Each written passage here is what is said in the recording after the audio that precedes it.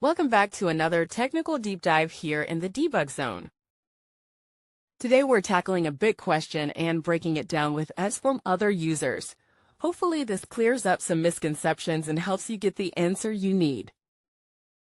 So buckle up, stay a little curious, and let's jump right in.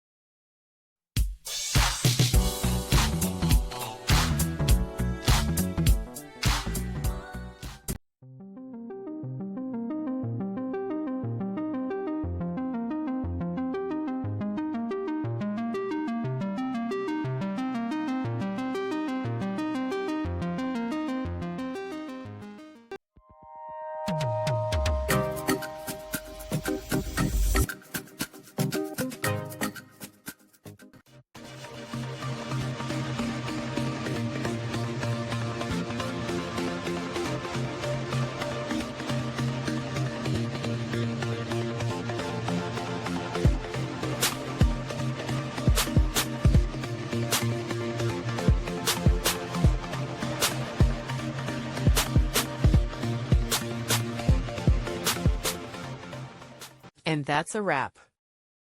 I hope you found the answer you were looking for.